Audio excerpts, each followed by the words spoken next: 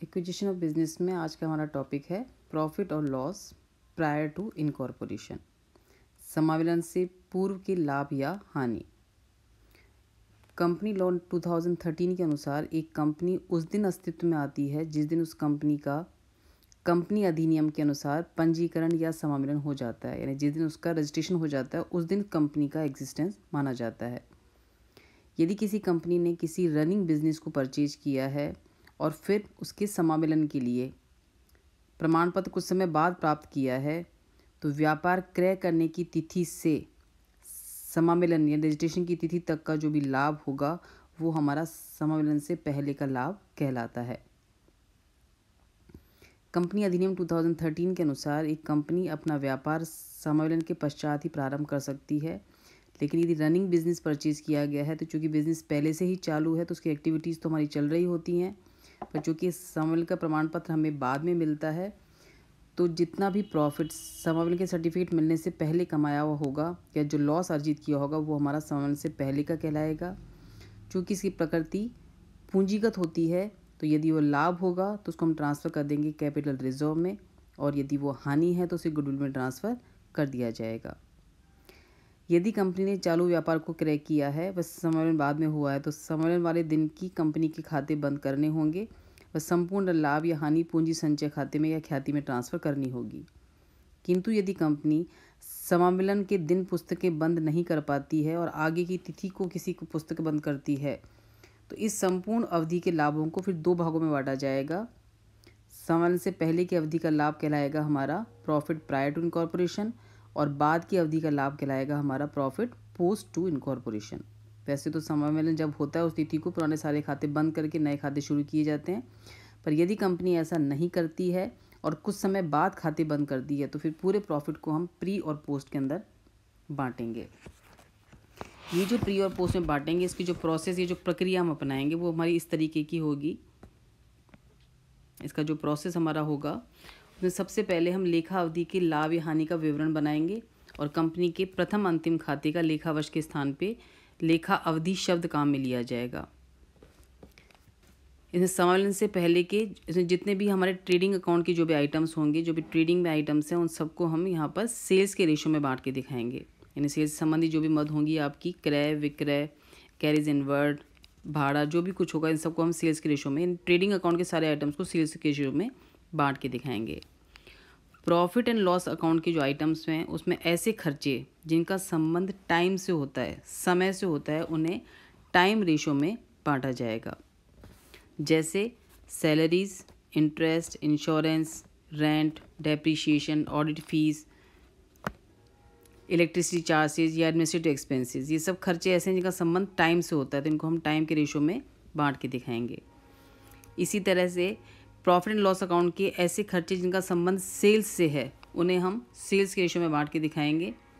जैसे advertisement, sales commission, sales agent की fees जो भी आपने चुकाई है, travelling expenses, sales return, discount allowed, bad debts, carriage outward, इन सब राशि को हम सेल्स के रेशो में बांट के दिखाएंगे। यानी ट्रेडिंग के आइटम तो सब सारे आइटम्स हमारे सेल्स रेशो में बटेंगे, लेकिन प्रॉफिट और लॉस के खर्चों को देखा जाएगा, उनका संबंध यदि सेल्स से है तो सेल्स में बांटा जाएगा, उनका संबंध समय से है तो समय के रेशो में बांटा जाएगा। इसके अलावा कुछ खर्चे ऐसे भी हो सकते हैं जो हमारे केवल प्री हों, यानी प्री की अवधि से संबंधित होते हों, या कुछ खर्चे ऐसे भी हो सकते हैं जो हमारे केवल पोस्ट की अवधि से संबंधित हो सकते हैं। जैसे व्यापार के स्वामी का वेतन, व्यापार के स्वामियों की पूंजी पर ब्याज, आहरण पे ब्याज, ये वो खर्चे हैं जिनका संबंध नई कंपनी से नहीं है, पुराने बिजनेस से हैं, तो ये सब खर्चे हमारे प्री एक्विजिशन में, समावेलन से पहले वाले मद में शामिल किए जाएंगे। ऐसे कंपनी बनने के बाद जो कंपनी से संबंधित खर्चे हैं जो कि कंपनी बनने के बाद ही होते हैं, जैसे director fees, director salaries, interest on debentures, preliminary expenses, share transfer, ये सब खर्चे ऐसे हैं जो कंपनी से संबंधित हैं, तो जो कंपनी बनने के बाद ही किए गए होंगे, अतः ये सब खर्चे हमारे पोस्ट एक्विजिशन एक्सपेंसेस माने जाएंगे। यानी पिछले व्यवसाय संबंधित जो खर्चे होंगे वो केवल प्री में आएंगे और कंपनी के जो खर्चे होंगे वो हमारे केवल पोस्ट में दिखाए जाएंगे। इंटरेस्ट ऑन परचेज कंसिडरेशन की स्थिति जैसी भी होगी, कितने अवधि का हमने दिया है इंटरेस्ट, उसके अकॉर्डिंग टाइम को देखते हुए उसका रेशो अलग से निकाला जाएगा। एक एग्जांपल लेके देखेंगे हम इसे कैसे सॉल्व करना है। जैसे यहाँ पर माधुरी लिमिटेड ने चोपड़ा एंड सन्स का चालू व्यवसाय 1 अप्रैल 2019 को क्रय किया व समामेलन 1 सितंबर 2019 को हुआ। तो हमने एक रनिंग बिजनेस परचेज किया है इसमें 1 अप्रैल को, जबकि हमारा जो इनकॉर्पोरेशन हुआ है कंपनी का वो है 1 सितंबर को, यानी अप्रैल मई जून जुलाई अगस्त, ये 5 मंथ्स हमारी प्री एक्विजिशन की अवधि है और रिमेनिंग 7 महीने हमारी पोस्ट एक्विजिशन की अवधि है। तो जो हमारा टाइम रेशो है वो हमारा हो जाएगा 5:7।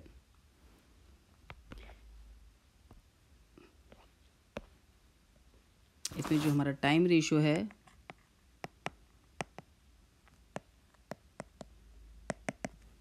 फर्स्ट हम निकालेंगे टाइम रेशो। तो टाइम रेशो यहाँ पे हमने बिजनेस परचेज कर लिया है 1 अप्रैल 2019, जबकि इसका इनकॉर्पोरेशन हुआ है 1 सितंबर को। तो 1 अप्रैल टू 31 अगस्त 2019 की तो हमारी हो जाएगी प्री एक्विजिशन, और फ्रॉम 1 अगस्त 2019 टू 31 मार्च 2020 ये हमारी हो जाएगी पोस्ट की अवधि। तो हमारी अवधि बन जाएगी यहाँ पर 5:7। तो जो हमारा टाइम रेशो है वो हो जाएगा 5:7। ऐसे सेकंड हम निकालेंगे सेल्स रेशो। तो यहाँ पे आगे सूचना दे रखी है हमें टाइम रेशो। नेक्स्ट सूचना दे रखी है क्रय प्रतिफल हमारे यहाँ फिक्स हुआ था 3,70,000, जिसका भुगतान नहीं हो पा इस पर 6% ब्याज दिया जाएगा। कंपनी ने 1 अक्टूबर 2019 को क्रय प्रतिफल के लिए 20,000 रुपये 10 वाले इक्विटी अंश तथा ऋण पत्र इशू किए हैं। इसका पेमेंट हमारे 1 सितंबर को हो जाना चाहिए था, लेकिन 1 अप्रैल को हो जाना चाहिए था, लेकिन हमने पेमेंट किया है 1 अक्टूबर को, यानी अप्रैल से 1 अक्टूबर तक का इस पर ब्याज दिया गया होगा। इसे भी हमें प्री और पोस्ट में बांट के दिखाना होगा। कंपनी का 31 मार्च 2020 को आपको दे रखी है सूचनाएं। यहाँ पे सेल्स दे रखी है 1 अप्रैल से 31 अगस्त तक की सेल्स है हमारी 70,000, और 1 सितंबर टू 31 मार्च हमारी सेल्स है 1,40,000। तो जो सेल्स रेशो है हमारा वो हो जाएगा 1 अगस्त से लेके जो फ्रॉम सेल्स जो है हमारी सेल्स फ्रॉम 1 अप्रैल 2019 टू 31 अगस्त 2019 ये सेल्स दे रखी है हमें यहाँ पे 70,000, और सेल्स फ्रॉम 1 सितंबर 2019 टू 31 मार्च 2020 सेल्स दे रखी है 1,40,000। तो जो हमारा सेल्स रेशो है वो हो जाएगा 1:2। तो हम दिखा देंगे यहाँ पे सेल्स रेशो हमारा हो जाएगा यहाँ पे 1:2। अब यहाँ खर्चे दे रखे हैं रेवेन्यू फ्रॉम ऑपरेशन सेल्स दे रखी है हमें 2,10,000, ये ऑलरेडी बटी हुई है पहले से हमारी प्री और पोस्ट में। प्री है हमारी 70,000, पोस्ट है हमारी 1,40,000। इसके बाद अदर इनकम आपकी कोई सूचना नहीं है, तो जब हम बांट के दिखाएंगे तो सबसे पहले हमारी आ जाएगी रेवेन्यू फ्रॉम ऑपरेशन जो हमारी सेल्स है यहाँ पे। तो सबसे पहले हम यहाँ दिखा देंगे फर्स्ट रेवेन्यू फ्रॉम ऑपरेशन।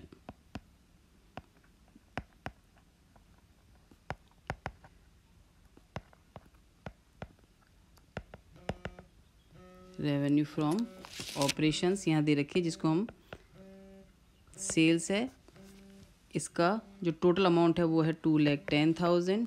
इसको बांटेंगे हम, एक्चुअल जो सूचना दे रखी है उसी को एज इट इज़ दिखा देंगे, बांटने की जरूरत नहीं है। यहाँ पे प्री की सेल्स दे रखी है हमें 70,000 और पोस्ट की दे रखी है हमें 1,40,000। चूँकि इनकम में इसमें और कोई सूचना है नहीं, सिर्फ एक इनकम सेल्स ही दे रखी है। इसके बाद सेकंड अपना आ जाएगा expenses.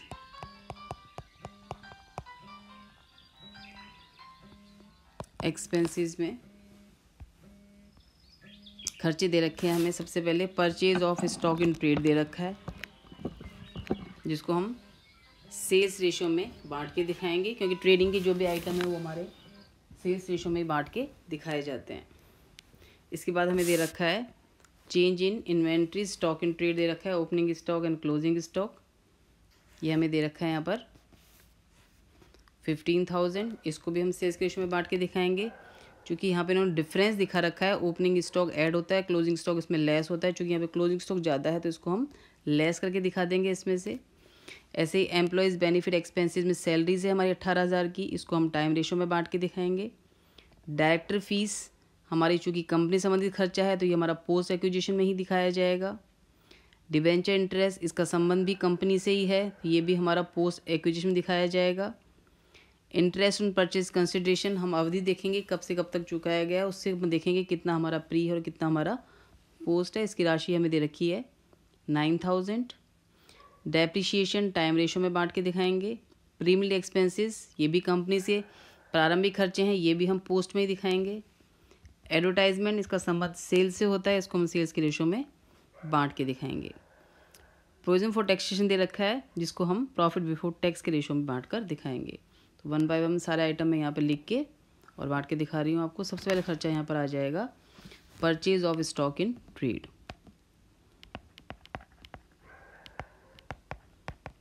Purchase of stock in trade जो दे रखा है क्वेश्चन में हमको 1,05,000। चूँकि ट्रेडिंग का आइटम है, इसको हम बांटेंगे सेल्स रेशो में। सेल्स रेशो है हमारा 1:2। तो प्री में आ जाएगा हमारा 35,000 और पोस्ट में आ जाएगा हमारा 70,000। सेकेंड आइटम है इसके बाद changes in inventory of stock. Changes in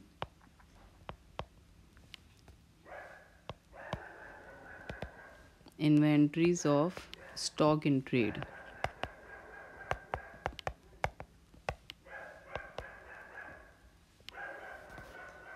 ये हमारा माइनस में था, चूँकि क्लोजिंग स्टॉक ज़्यादा था तो ये हमको लेस करके दिखाना है। तो 15,000 वही सेल्स रेशो में बांट देंगे 1:2। तो ये आ जाएगा हमारा 5,000 और ये आ जाएगा हमारा 10,000, जिसको हमको लेस करके दिखाना है। देन एम्प्लॉयज़ बेनिफिट एक्सपेंसेस, ये एक्सपेंसेस में लेस होगा, यानी इनकम में जोड़ के दिखाना है हमको। ये एम्प्लॉयज़ बेनिफिट एक्सपेंसेस,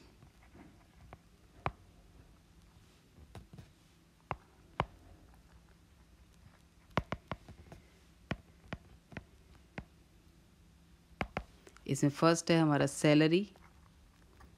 सैलरी दे रखी है हमको 18,000। इसका संबंध चूँकि टाइम से होता है तो ये टाइम के रेशो में बटेगा। टाइम रेशो है हमारा 5:7।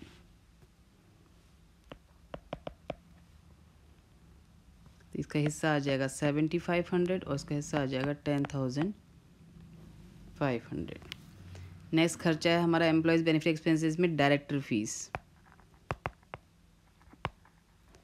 Director fees 1,200। चूँकि डायरेक्टर फीस कंपनी बनने के बाद ही दी जाती है तो ये हमारा पोस्ट में ही दिखाया जाएगा। पोस्ट एक्विजिशन एक्सपेंसेस है तो पोस्ट में आ जाएगा हमारा 1,200। नेक्स्ट कैटेगरी है हमारे फाइनेंस एक्सपेंसेस। फाइनेंस कॉस्ट दे रखी है, इसमें पहला खर्चा है debenture interest.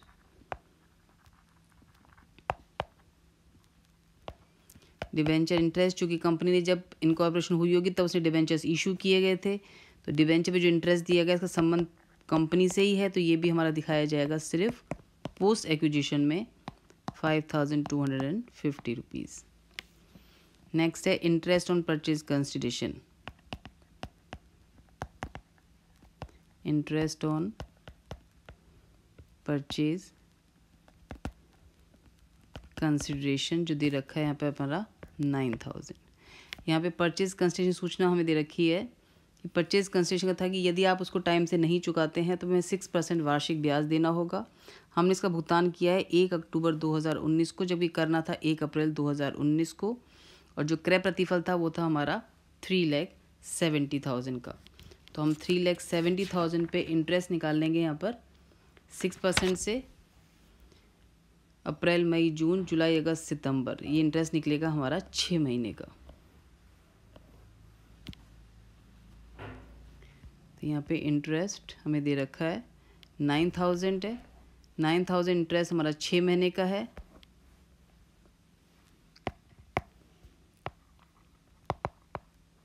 Interest on PC हमें यहाँ पे दे रखा है, हमने चुकाया है 9,000 रुपीज़, जो है फ्रॉम 1 अप्रैल 2019 टू 1 अक्टूबर। 1 अक्टूबर को हमने चुकाया है, अक्टूबर को।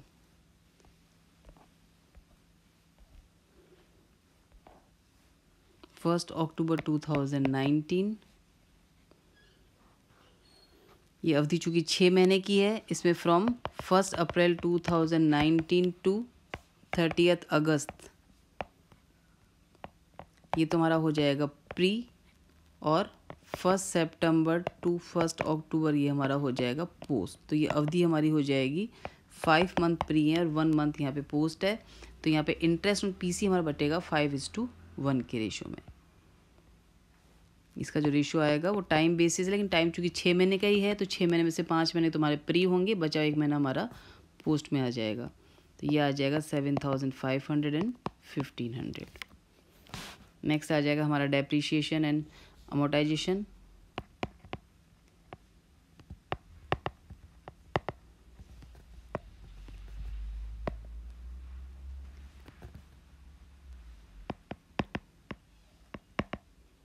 इसमें पहला दे रखा है अमोर्टाइजेशन एक्सपेंसेस दे रखे हैं हमें। इसमें पहला दे रखा है डेप्रीशिएशन, ये बटेगा हमारा टाइम रेशियो में। डेप्रीशिएशन है हमारा 1800 का, इसको टाइम रेशियो में बांट देंगे 5:7, तो 750 एंड 1050। सेकेंड है हमारा प्रीलिमिनरी एक्सपेंसेस।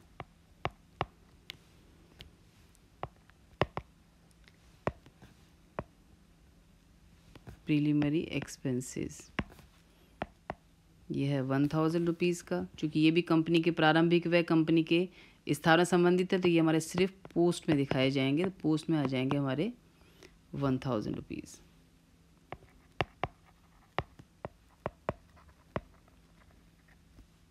अदर एक्सपेंसेस, इसमें आ जाएगा एडवर्टाइजमेंट।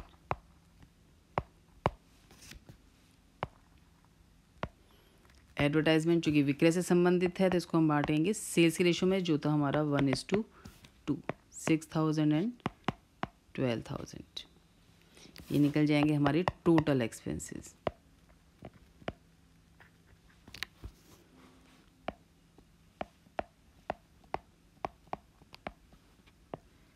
प्री में आ जाएंगे 51,750 और पोस्ट के आ रहे हैं 92,500। इसको अपनी टोटल रेवेन्यू में से लेस कर देंगे तो हमारा निकल जाएगा third net profit before tax. Net profit before tax revenue हमें दे रखी थी, रेवेन्यू हमने दिखाई थी यहाँ पे। रेवेन्यू हमारी थी 70,000 एंड 1,40,000।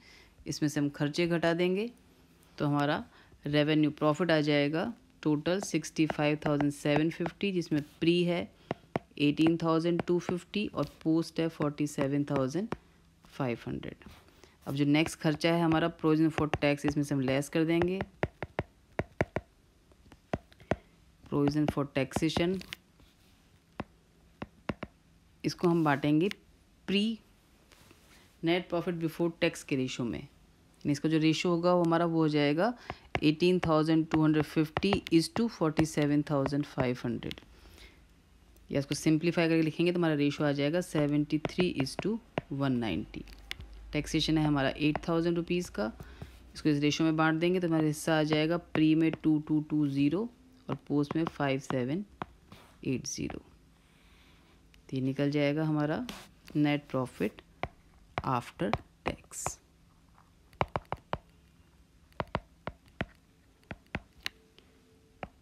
$57,750, 16,030 and 41,720 rupees. तो ये तरीका है हमारा एक्विजिशन बिजनेस में। जब हमने कोई रनिंग बिजनेस परचेज़ किया है और उसका जो रजिस्ट्रेशन है या उसका समावेलन इनकॉर्पोरेशन बाद में हुआ है, तो जो भी खर्चे होंगे उसको हम प्री और पोस्ट में बांट के दिखाएंगे।